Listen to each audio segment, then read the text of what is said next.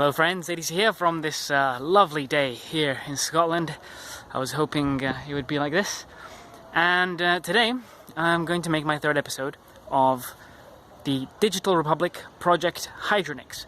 So I've decided to name it this way from two mythological creatures. The Hydra and the Phoenix. Why? It's going to be the modus operandi that we're aiming for this set of videos and the community that I'd like to build. The Hydra, because I would like you to do things as well as me. I don't want you to be a passive viewer of my content. I want you to be engaged as much as you can, and I also want you to be ahead.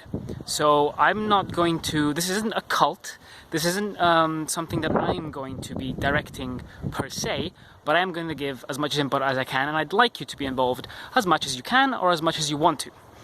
So that's why I've called it Project Hydranix.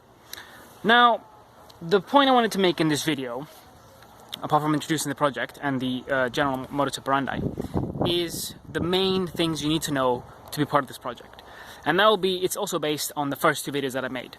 Knowledge and knowledge. Those are the two things that you need to start off.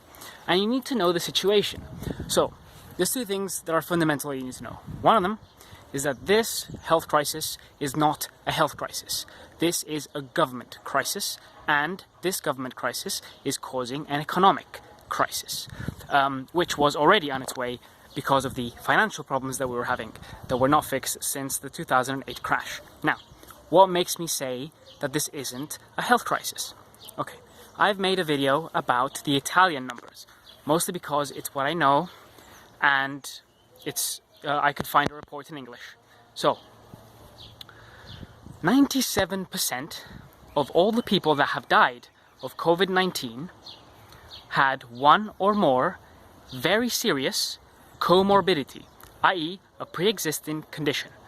97%, of which 61.5% had 3 or more pre-existing conditions that are very serious. These include ischemia, cancer, active cancer in the last 5 years, chronic liver problems, chronic kidney issues, chronic pulmonary disease, chronic heart disease.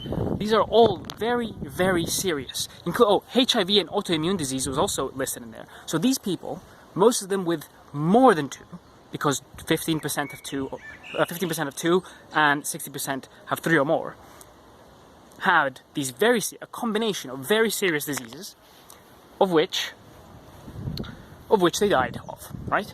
And they happened to have COVID, okay? And the remaining 3% did not have any. But if we look at the age of the people who have died of COVID, then we also see that there is no people under the age of 50 that has died, basically. The people who are between 40 and 50 that have died, there are 39 of them, I believe, or is it 30 and 40? 39, of which 33 had 3 or more conditions. These were very serious combinations of diseases.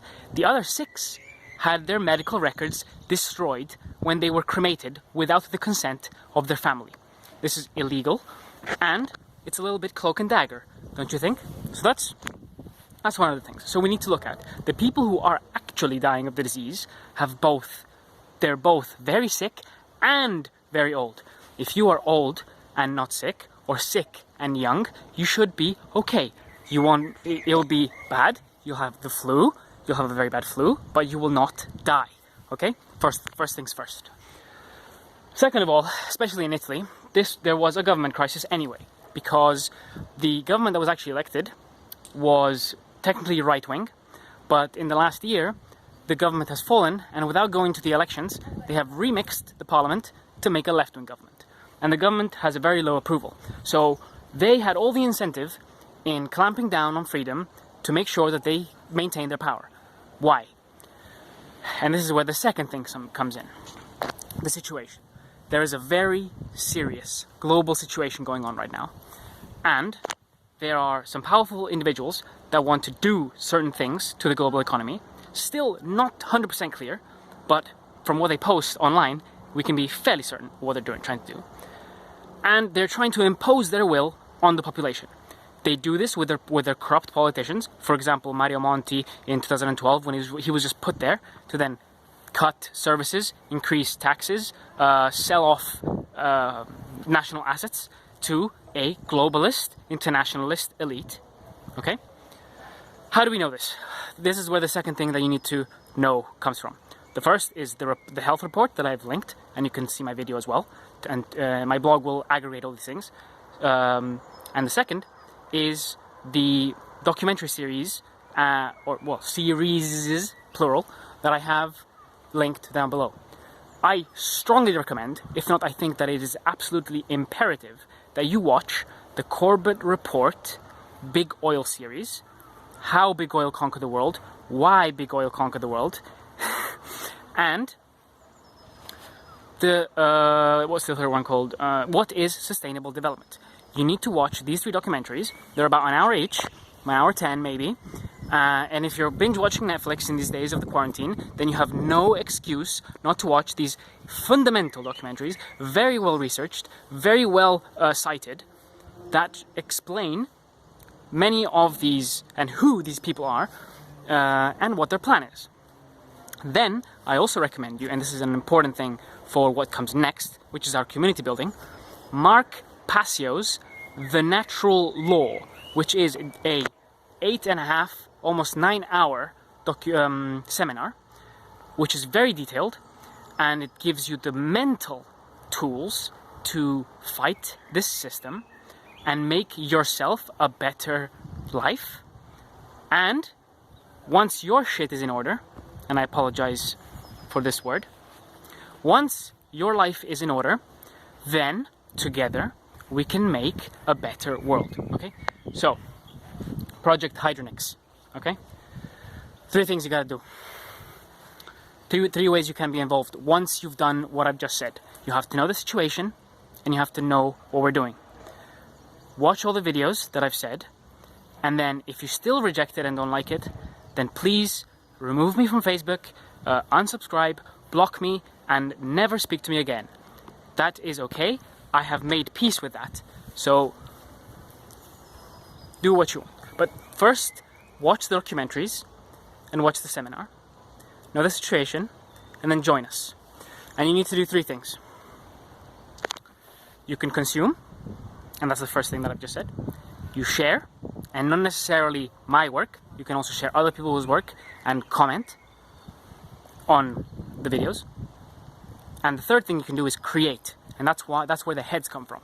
You don't necessarily have to create videos, but if you do and you think that your channel will only have 3 views like mine right now, then you can send me the videos and I can upload them or talk about them or link to them from my video series, okay? We need to create a community. And, or you don't have to just create videos, you can create flyers. I have been creating leaflets and I've been giving them around.